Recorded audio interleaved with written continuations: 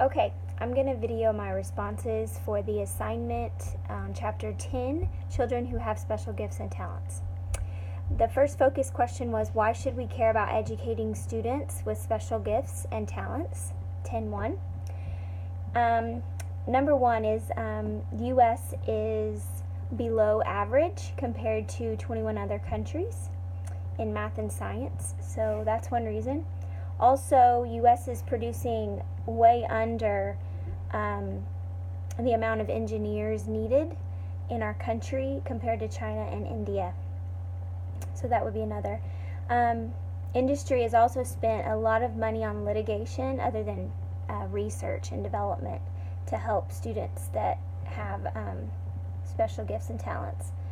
Like our scientists and our inventors, our businessmen, will likely be the one that takes us to our future. So it's important that we put time and money into the students that have special gifts and talents. 10-2, the question is, why are the current components of definitions of the current definitions of children with special gifts and talents? And some of them are outstanding talents to perform or show potential to perform at high levels of accomplishment compared to other peers of their own age or environment. Also, they show capabilities in intellect, creativity or artistic, their unusual leadership capabilities, and they excel in specific academic fields. They require outside activities that usually schools don't provide. So sometimes you have to get other interests outside of the school in order to help with their certain talents. Outstanding talents are also present in children or youth in cultural groups across all economic strata and in all areas of human endeavor. So these students just stick out in many areas. Okay, the next focus point is, what are the special characteristics of students with special gifts and talents?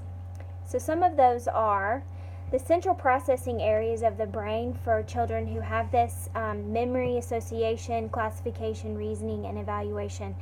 Those are all help these students in the executive function process, and they succeed in social and emotional contexts as well.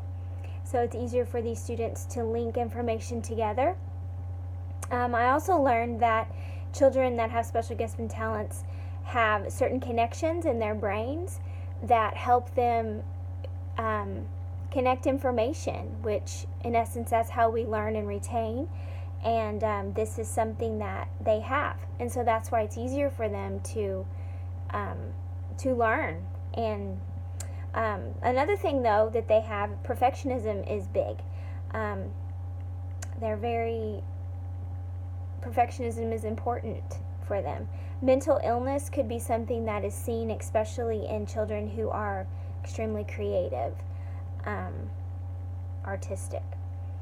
Okay, 10-4, it says, how do we identify students with special gifts and talents? Some of those things are, we have programs that are set up. Teachers are equipped to find specific program needs and requirements that shape identification processes. For instance, Project U-STARS Pulse. It's a project that teachers are equipped to look for specific signs that show the teacher that this child has something that needs to be identified and helped.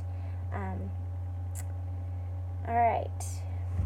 10-5, it says, what educational responses are needed to educate students with SGT?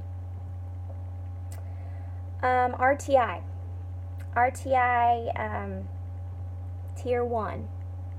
The initial teaching in the classroom by the teacher, but they do need differentiated curriculum in order to address the levels of education that they're needing. Targeted Tier 2 activities, which will encourage enrichment and instruction for these students. Also, acceleration. passing through the levels of education level by level, instead of the common grade level by grade level. They could accelerate in their learning quicker.